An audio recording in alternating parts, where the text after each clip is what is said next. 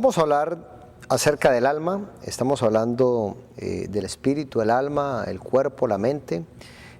Todos estos temas te llevan a conocerte más a ti y a conocer el propósito de Dios para tu vida y aún el compromiso que todos deberíamos tener en cada una de estas etapas de lo que Dios ha venido transformando y renovando. En cuanto al alma, quiero decirles que es donde residen los pensamientos, la voluntad y los sentimientos. Vamos a mirarlo, se divide en tres partes, lo que es el intelecto, las emociones y la voluntad. El intelecto es la mente y los pensamientos. Entonces, todo lo que es los recuerdos, todo lo que es tu forma de pensar está contenida allí en la parte del intelecto, conforme lo vamos a describir más adelante. Las emociones se definen como todo estado de ánimo, tus deseos, tus ideales, todo lo que te genera ánimo, amor, gustos, disgustos, enojos, etcétera, alegrías, todo lo que usted puede manifestar. Y la voluntad termina siendo el permiso que damos a nuestra alma de actuar ante un deseo o ante el pensamiento. Entonces es cuando finalmente cedemos a esos deseos o a esos pensamientos. Vamos a ir a la palabra para que usted por favor se conecte un poquitico más y pueda entender la manera como Dios te ha tridimensionado. Ya hablamos en el tema anterior de que tienes un espíritu, ahora vamos a hablar de la parte de tu alma. En Efesios 2:3, si me acompañan por favor ahí con la Biblia, en sus materiales está este versículo, habla que nuestros pensamientos deben ser renovados, ¿ya?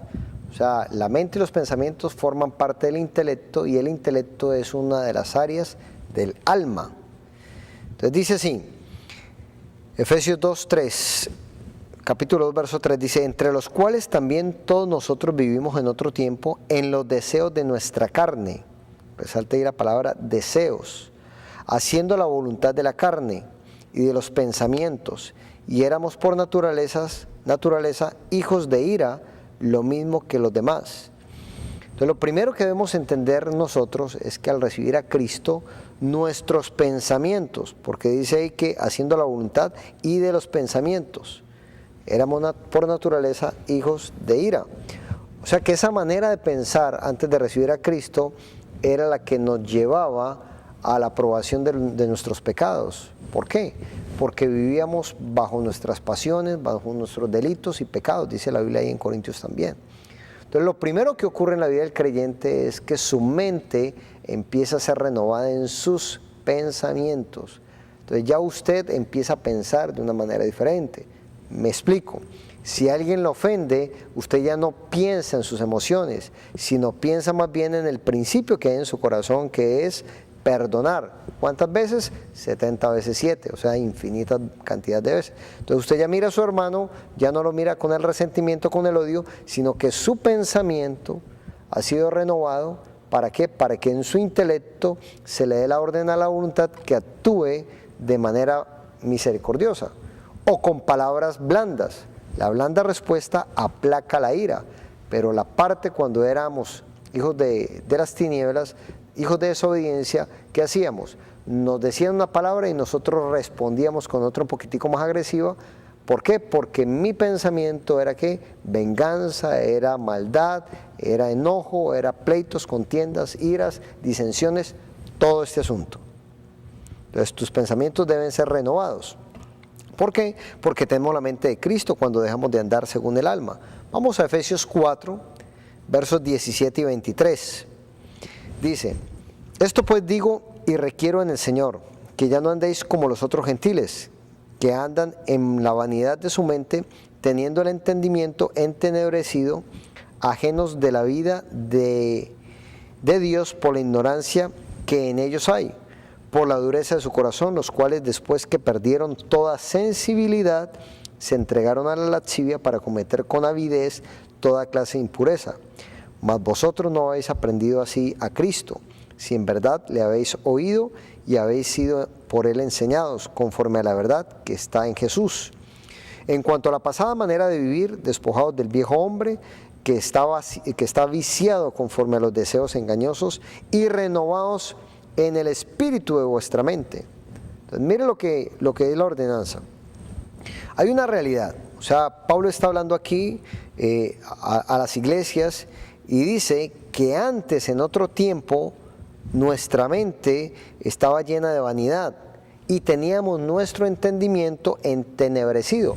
O sea, está hablando de toda la composición del alma en la vida de una persona. O sea, ya les compartí el tema anterior acerca del espíritu, ahora estamos hablando del alma, esa parte del intelecto, las emociones, la voluntad. Dice que antes eso estaba entenebrecido y éramos ajenos de la vida de Dios por la ignorancia que había en ellos. O sea, porque el pensamiento no era el pensamiento de Cristo, el pensamiento era el pensamiento del mundo. Pensábamos como pensaba la gente, pensábamos como pensaba la carne, la venganza, el deseo, la lascivia, la fornicación, el adulterio, la mentira, el odio, los resentimientos, los pleitos, las discordias. Ahora con la mente de Cristo ya nuestro entendimiento ha sido transformado. O sea, tus sentimientos y tus emociones tienen que ajustarse fruto del pensamiento acerca de la palabra de Dios. Y habla y dice, en cuanto a la pasada manera de vivir, lo que quiere decir que tus pensamientos te llevan a una forma de vivir. Dice ahí, despojémonos del viejo hombre. El viejo hombre pensaba almáticamente en lo que eran los deseos de la carne, pero el nuevo hombre ahora piensa conforme a los deseos del espíritu. Vuelvo y lo defino ahí. Dice que el viejo hombre que estaba viciado conforme a los deseos engañosos y renovados en el espíritu de vuestra mente. O sea, estamos llamados a renovar nuestra manera de pensar.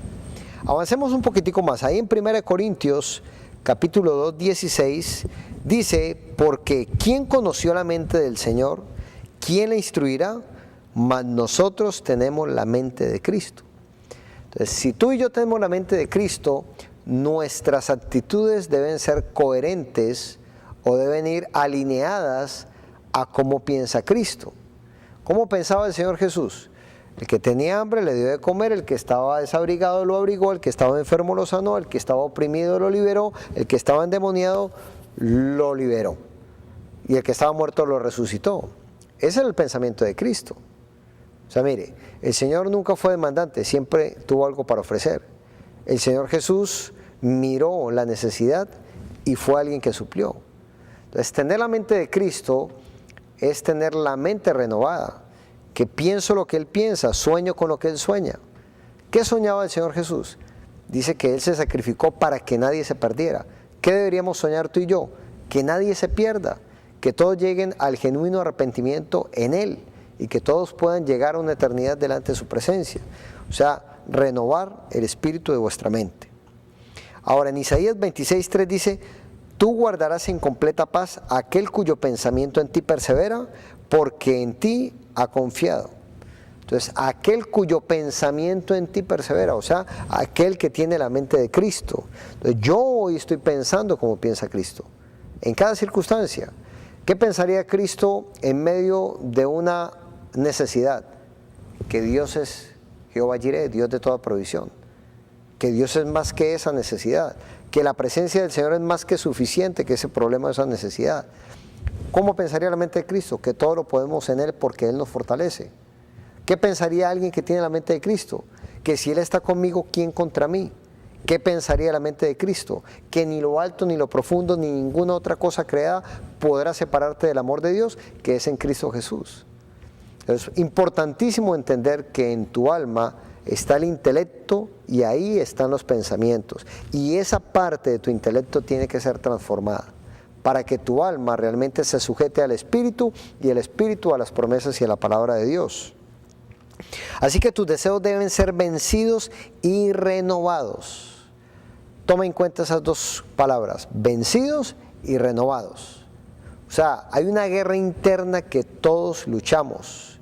Los deseos de la carne son contra el espíritu, los del espíritu contra los de la carne, y estos dos se oponen entre sí, dice la palabra.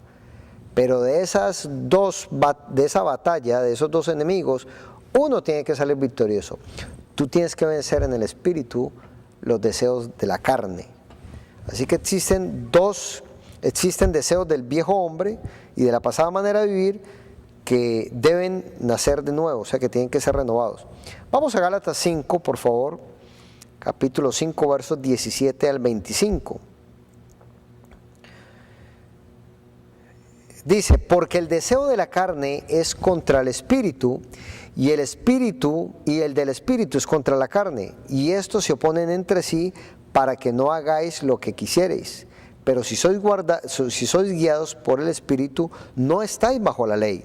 Y manifiestas son las obras de la carne, que son adulterio, fornicación, inmundicia, lascivia, idolatría, hechicería, enemistades, pleitos, celos, iras, contiendas, disensiones, herejías, envidias, homicidios, borracheras, orgías y cosas semejantes a estas, acerca de las cuales os amonesto, como ya os los he dicho antes, que los que practican tales cosas no heredarán el reino de Dios.